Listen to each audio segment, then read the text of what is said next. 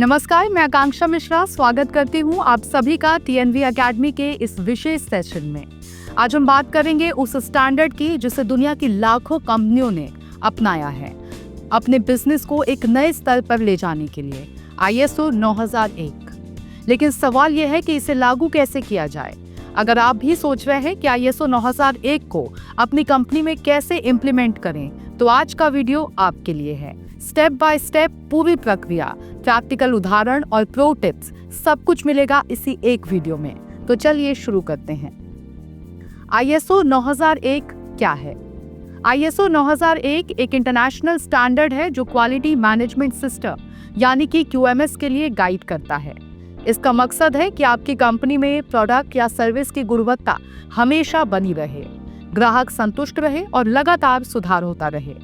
इसके मुख्य सिद्धांत हैं ग्राहक केंद्रितता, leadership, process approach, continual improvement, evidence based decision making. ISO 9001 लागू करने से पहले की तैयारी, टॉप मैनेजमेंट की कमिटमेंट। ISO 9001 सिर्फ क्वालिटी डिपार्टमेंट का काम नहीं है, इसमें पूरे संगठन की भागीदारी चाहिए, खासकर टॉप मैनेजमेंट की। वर्तमान सिस्टम का मूल्यांकन यानी गैप एनालिसिस, आपके मौजूदा सिस्टम और ISO 9001 के बीच का फर्क समझना जरूरी है। गैप एनालिसिस से आपको पता चलेगा कि आपको कहां सुधार की जरूरत है। प्रशिक्षण और जागरूकता, टीम को ISO 9001 के बारे में बेसिक समझ देना जरूरी है।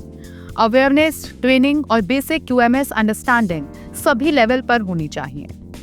चरण दर चरण कार्य योजना यानी कि स्टेप बाय स्टेप प्लान।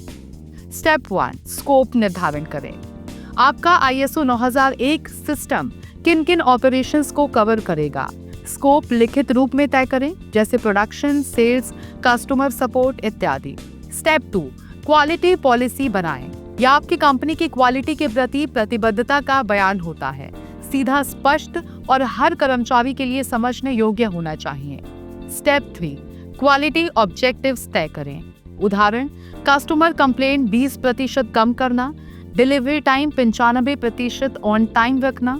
ये ऑब्जेक्टिव्स स्मार्ट होने चाहिए, specific, measurable, achievable, relevant, time bound.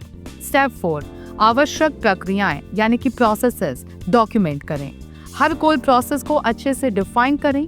Purchasing, customer handling, production, service delivery, internal audits, non conformity handling. Step 5, roles and responsibilities स्पष्ट करें। हर व्यक्ति को पता होना चाहिए कि उसकी जिम्मेदारी क्या है। स्टेप 6, आवश्यक डॉक्यूमेंटेशन तैयार करें। Quality manual, optional but helpful, SOPs, work instructions, forms and records.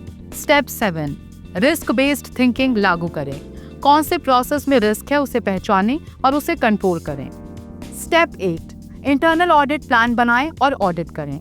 Trend auditors के जरिए अंदरूनी ऑडिट कराएं और सुधार के अवसर खोजें। स्टेप 9, मैनेजमेंट रिव्यू मीटिंग करें। टॉप मैनेजमेंट के साथ एक मीटिंग होनी चाहिए जहां परफॉर्मेंस को रिव्यू किया जाए। स्टेप 10, सुधारात्मक क्रिया यानी कि करेक्टिव एक्शंस लें।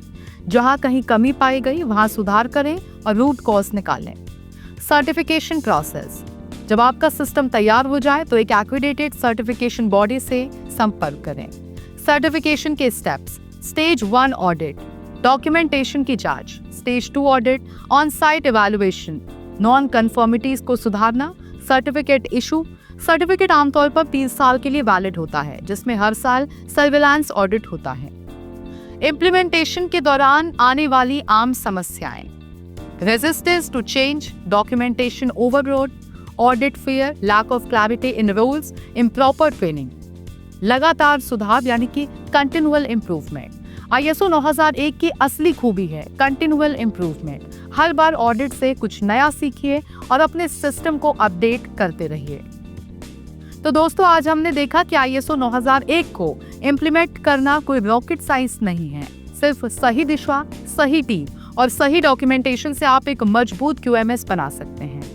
अगर आपको ये गाइड उपयोगी लगी हो तो इस वीडियो को लाइक, शेयर और कमेंट जरूर करें। और हाँ, TNV एकेडमी को सब्सक्राइब करना ना भूलें क्योंकि यहाँ हम लाते हैं ISO मैनेजमेंट सिस्टम्स और सर्टिफिकेशंस की सबसे बेहतरीन जानकारी, वो भी सीधे, सरल और प्रोफेशनल अंदाज में। मिलते हैं अगले वीडियो में, तब तक के लिए क्वालिटी के रास्ते पर चलते रहिए और सुधार करते रहिए। धन्यवाद।